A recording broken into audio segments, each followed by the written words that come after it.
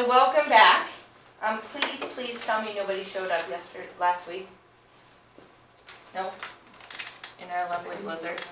I slept in because we didn't have class. I was so excited to sleep in, and I woke up at like 10:30, which is the latest I've slept in a long time, and the sun was shining and everything was like starting to melt, and I thought, oh man, did we cancel class too early? But at night, they were saying it was going to be really bad, so I was like, this is perfect. Get up in time for the sun to be out and have everything all better, and then we had the day. So I was just worried that people would have driven all this way and gotten here, and then there wasn't anybody here, so I'm glad we got a hold of everybody. So that means that we're going to have to back things back a week. So today we're going to do sessions, hopefully. The snow doesn't look so bad, but we'll keep an eye on things. But the plan is we'll do sessions 11, 12, and 13 today. We'll keep an eye on traffic and the weather, and if it starts to look bad, we may move session 13 to next week, and we'll kind of just figure it out from there. So we're a little behind, but it also means we'll have to have an extra week of class to make up for the Saturday that we missed last week. So we'll check with everybody during our lunch break about making sure that that March 16th date would work for everybody, and plan on that. We don't want to push it back and interfere with spring break and people's vacations and all that fun stuff. Does that make sense? All right. So session 11 is really on teaming with families for writing functional goals and outcomes for children. So as we've been discussing, we really are kind of getting more into the nitty-gritty things. It's getting more detailed as we go, and you'll see that even throughout the day today as we go through the sessions. But this morning we're really going to focus on how do we look at assessing children and then using those assessments to write good goals, and what are the outcomes that we want for children and for families. But first we're going to focus on the experience of the family coming at this situation for a child with challenging behaviors. So a little bit about our funders. One of the things that I received feedback on was that not all of these folks are current funders of Pyramid Work, but have been funders of the Pyramid Work to get it off of the ground. Some of them are still funders, but others are not, but helped get this work off the ground and to develop the program. So we always are going to thank our funders for the work that they have done for this program and for the Pyramid Plus Center. So our agenda today, we'll look at our objectives. We will watch a video from Special Quest that talks with families about how their children were identified and received services. And then we are going to do an activity where we look at the strengths, the needs, and consider the cultural diversity of a family, because definitely culture plays in a piece of this in what we want for children and whether it even constitutes a delay depending on culture. And then we're going to look at some social emotional assessments. And then we're going to really dig into our vignettes and do an activity where we're writing participation-based functional social emotional goals. So you'll really actually get a chance to take that vignette, your kiddo that has become your kiddo for your age group, and really look at what is it that we want for these children and set some goals. And then we'll do our thought seeds, and we will do our quality improvement. So our learning objectives for this session is that we'll really learn skills for the strengths, the needs, and the cultural discovery conversation.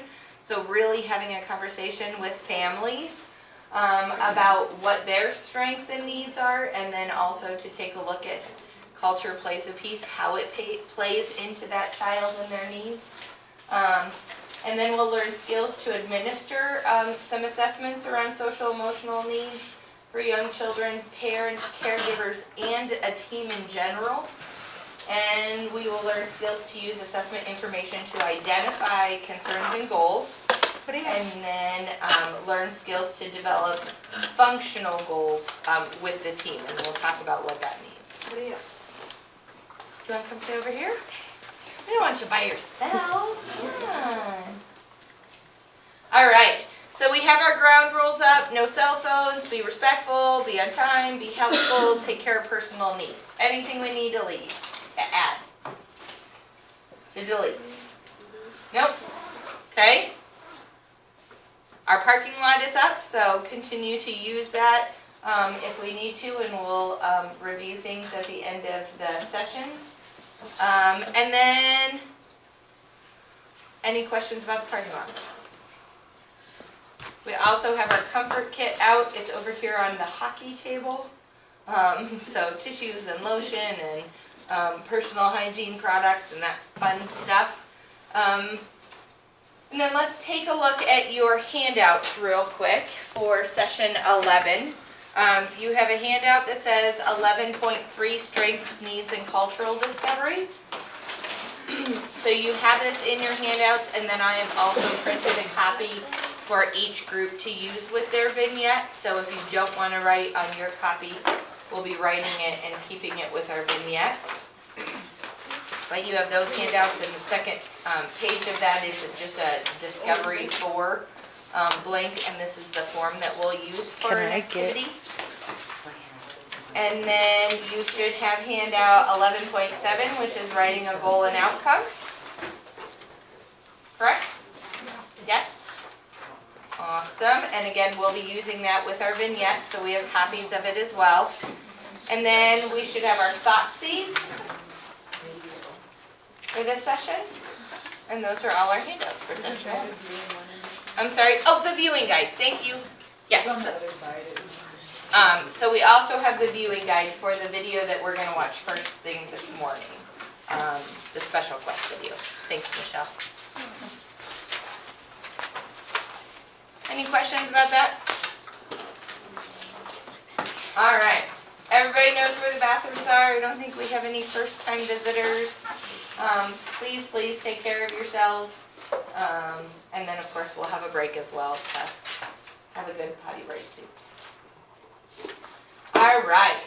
So, looking at our functional social-emotional goals, really, the idea of having functional social-emotional goals encompasses the entire pyramid. Because we know that we need to have goals for our workforce, we have to have goals around building relationships, we have to have goals that include the environment, and then goals around those targeted supports and those intense interventions at the top of the pyramid. And so looking at those goals really does encompass everything that we're doing to support a child's social-emotional development. So you have a viewing guide. We are going to watch a video. It's a special quest video. It is a 23-minute video. We are not watching all 23 minutes. We're only going to watch 8 minutes. But it really is from the perspective of families when they discover that they have a child that's been identified to have disabilities and that they might need some interventions. And then family members, early care and education, early intervention service providers share their experiences and provide suggestions for making access to the system more family friendly.